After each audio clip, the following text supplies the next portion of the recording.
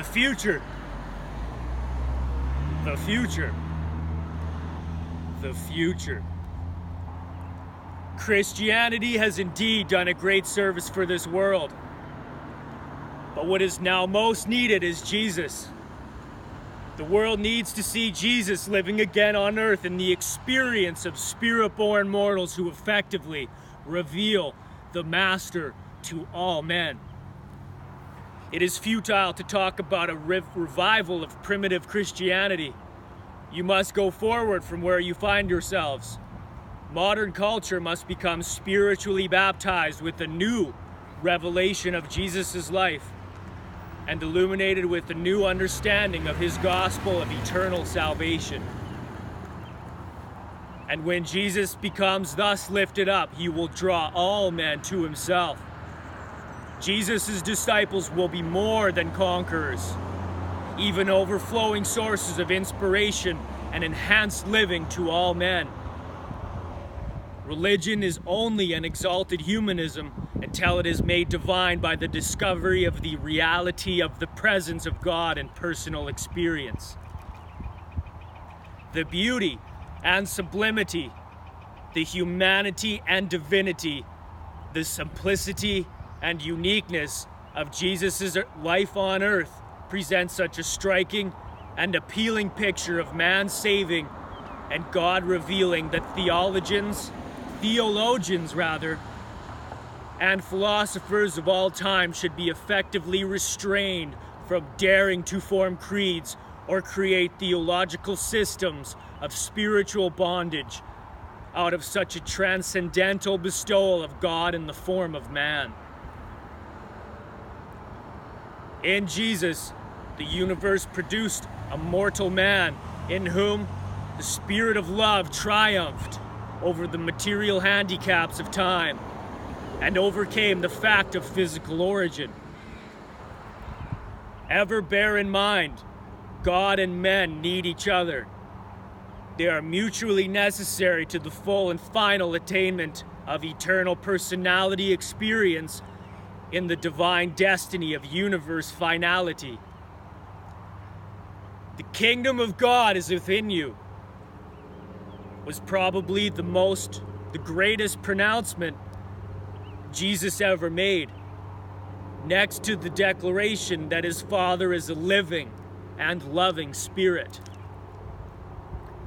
In winning souls for the Master, it is not the first mile of compulsion, duty, or convention that will transform man and his world, but rather the second mile of free service and liberty-loving devotion that betokens the Jesusonian reaching forth to grab his brother in love and sweep him under spiritual guidance toward the higher and divine goal of mortal existence. Christianity, even now, willingly goes the first mile, but mankind languishes and stumbles along in moral darkness because there are so few second milers, so few professed followers of Jesus who really live and love as he taught his disciples to live and love and serve. The call to adventure of building a new and transformed human society by means of the spiritual rebirth of Jesus' brotherhood of the kingdom should thrill all who believe in him, as men have not been stirred since the days when they walked about on earth as his companions in the flesh. No social system or political regime which denies the reality of God can contribute in any constructive and lasting manner to the advancement of human civilization. But Christianity, as it is subdivided and secularized today, presents the greatest single obstacle to its further advancement. Especially is this true concerning the Orient. Ecclesiasticism is at once and forever incompatible with that living faith, growing spirit, and first-hand experience of the faith comrades of Jesus in the brotherhood of man, in the spiritual association of the kingdom of heaven. The praiseworthy desire to preserve traditions of past achievement often leads to the defense of outgrown systems of worship. The well-meant desire to foster ancient thought systems effectually prevents the sponsoring of new and adequate means and methods designed to satisfy the spiritual longings of the expanding and advancing minds of modern men. Likewise, the Christian churches of the 20th century stand as great, but wholly unconscious obstacles to the immediate advance of the real gospel, the teachings of Jesus of Nazareth. Many earnest persons who would gladly yield the loyalty to the Christ of the gospel find it very difficult enthusiastically to support a church which exhibits so little of the spirit of his life and teachings, and which they have been erroneously taught he founded. Jesus did not found the so-called Christian church, but he has, in every manner consistent with his nature, fostered it as the best existent exponent of his life work on earth.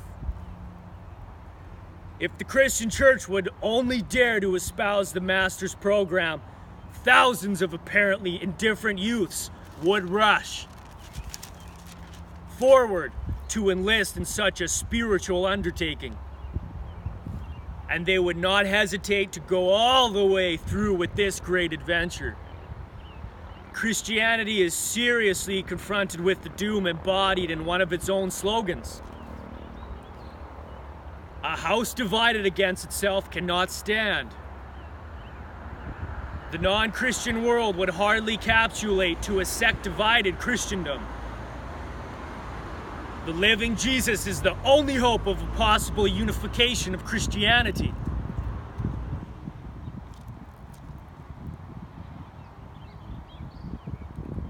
The true church, the Jesus Brotherhood, is invisible, spiritual, and is characterized by unity,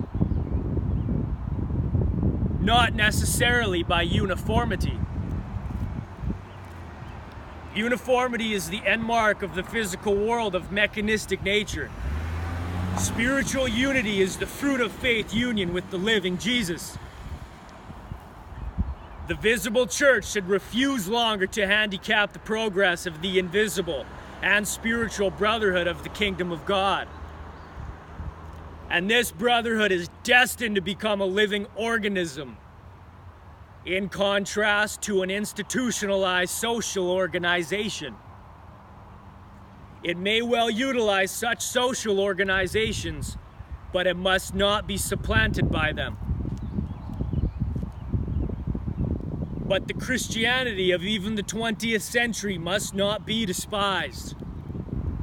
It is the product of the combined moral genius of the God-knowing men of many races during many ages, and it has truly been one of the greatest powers for good on earth, and therefore no man should lightly regard it, notwithstanding its inherent and acquired defects.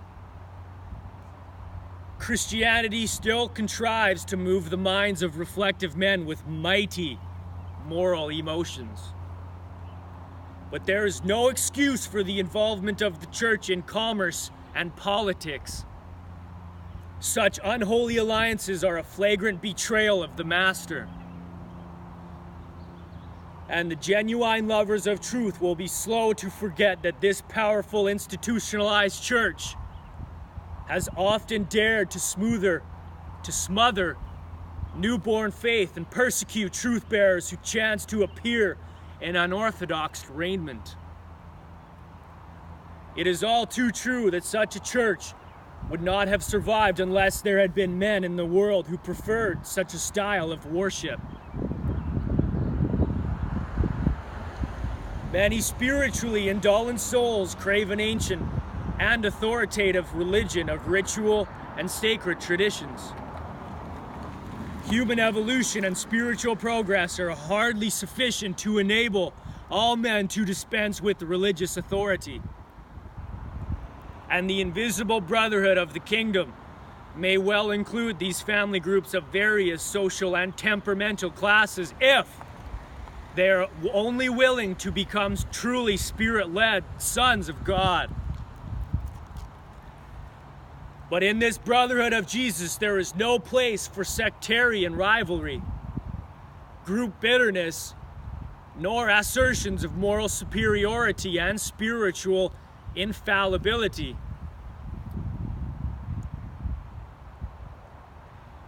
These various groupings of Christians may serve to accommodate numerous different types of would-be believers among the various peoples of Western civilization. But such division of Christendom presents a grave weakness when it attempts to carry the gospel of Jesus to the Oriental peoples. These races do not yet understand that there is a religion of Jesus, separate and somewhat apart from Christianity, which has more and more become a religion about Jesus. The great hope of planet Earth lies in the possibility of a new revelation of Jesus, with a new and enlarged presentation of his saving message, which would spiritually unite in loving service the numerous families of his present-day professed followers. Even secular education could help in this great spiritual renaissance if it would pay more attention to the work of teaching youth how to engage in life planning and character progression. The purpose of all education should be to foster and further the supreme purpose of life, the development of a well-balanced and majestic personality.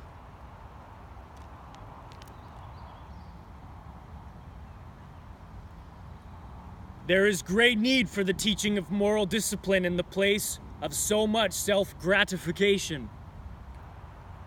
Upon such a foundation, religion may contribute its spiritual incentive to the enlargement and enrichment of moral life, even to the security and enhancement of life eternal. Christianity is an extemporized religion, and therefore must it operate in low gear. High gear spiritual performances must await the new religion and the more general acceptance of the real religion of Jesus. But Christianity is a mighty religion, seeing that the commonplace disciples of the crucified carpenter set in motion those teachings which conquered the Roman world in 300 years, and then went on to triumph over the barbarians who overthrew Rome. This same Christianity conquered, absorbed, and exalted the whole stream of Hebrew theology and Greek philosophy. And then, when this Christian religion became comatose for more than 1,000 years as a result of an overdose of mysteries and paganism, it resurrected itself and virtually reconquered the whole Western world. Christianity contains enough of Jesus' teachings to immortalize it. If Christianity could only grasp more of Jesus' teachings, it could do so much more in helping modern men to solve his new and increasingly complex problems. Christianity suffers under a great handicap because it has become identified in the minds of all the world as a part of the social system, the industrial life, and the moral standards of Western civilization. And thus has Christianity unwittingly seemed to sponsor a society which staggers under the guilt of tolerating science without idealism, politics without principles, wealth without work,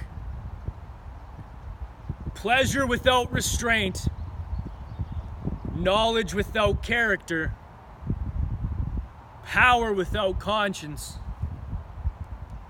and industry without morality.